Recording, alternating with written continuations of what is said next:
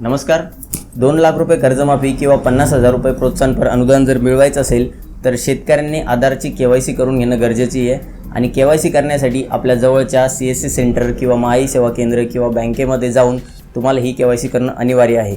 जर आधारची KYC नाही केली तर 2 लाख रुपये कर्जमाफी किंवा 50,000 रुपये प्रोत्साहनपर अनुदान मिळण्यामध्ये खूप अडचण येऊ शकते. अशा प्रकारची माहिती अनेक नामांकित न्यूजपेपरच्या माध्यमात देण्यात येत आहे. आणि यामुळे काय होते तर शेतकरी खरोखर सेंटरवरती पोहोचत आहेत आणि आम्हाला कर्जमाफी मिळवण्यासाठीची KYC करायची अशा प्रकारची विचारणा करतायत. आणि आता सेंटरवाल्यांना सुद्धा प्रश्न पडलेला आहे की नेमकं KYC करायची कशाची.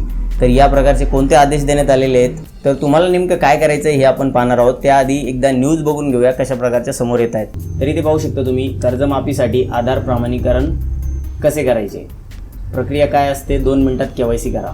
तर इथे पाहू शकता तुम्ही या योजनेचा लाभ घेण्यासाठी पात्र शेतकऱ्यांना आधार प्रमाणीकरण अनिवार्य असणार आहे. ज्या पात्र शेतकऱ्यांनी हे प्रमाणीकरण केलेले नाही त्यांना लाभ मिळण्यात अडचण येऊ शकतात.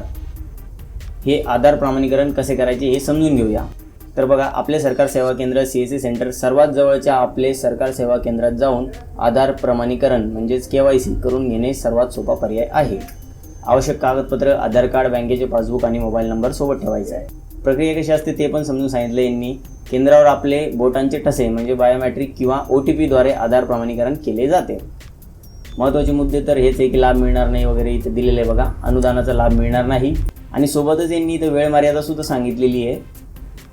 सहकारी विभागाच्या सूचनेनुसार पात्र शेतकऱ्यांनी त्वरित KYC पूर्ण करावी.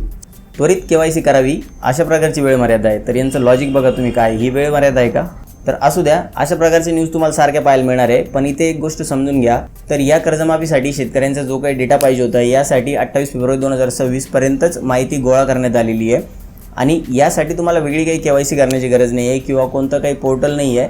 आतापर्यंत या संदर्भामध्ये म्हणजे ही जी काही कर्जमाफी आहे 2 लाख रुपये आणि 50,000 रुपये प्रोत्साहनपर, त्यासाठी अजून काही GR काढण्यात आलेलं नाही आहे शासनाच्या माध्यमातून किंवा KYC कशी करायची वगैरे काही मार्गदर्शक सूचनासुद्धा समोर आलेलं नाही आहे. आणि अजून तरी या कर्जमाफीला किंवा जे प्रोत्साहनपर अनुदान दिलं जाणार आहे यासाठी मंत्रिमंडळातून मंजुरी देण्यात आलेली नाही आहे. जेव्हा ही मंजुरी देण्यात येईल किंवा काही मार्गदर्शक सूचनांसाठी काही GR वगैरे निर्गमित करण्यात येईल तेव्हा आपण नक्कीच माहिती घेऊया. यासाठी तुम्ही एक गोष्ट करू शकता, जर तुम्हाला काही शंका असेलच तर तुम्ही तुमच्या बँकेमध्ये जाऊन तिथे तुमचं आधार लिंक आहे की नाही त्या अकाउंटला ते तुम्ही नक्की चेक करू शकता. यासाठी वेगळी काही तुम्हाला OTP किंवा बायोमेट्रिकच्या माध्यमातून वेगळी काही KYC करण्याच्या अजून तरी काही मार्गदर्शक सूचना समोर आलेल्या नाही आहे. तर याबाबत काही अपडेट आली तर आपण आपल्या चॅनलवरती नक्कीच घेऊया. तोपर्यंत आपल्या चॅनल नक्की सबस्क्राईब करून ठेवायचं आहे. दिलेली माहिती जर आपल्याला आवडली असेल तर व्हिडिओला नक्की लाईक करा. भेटूया नवीन माहितीसह नवीन व्हिडिओमध्ये. तोपर्यंत धन्यवाद.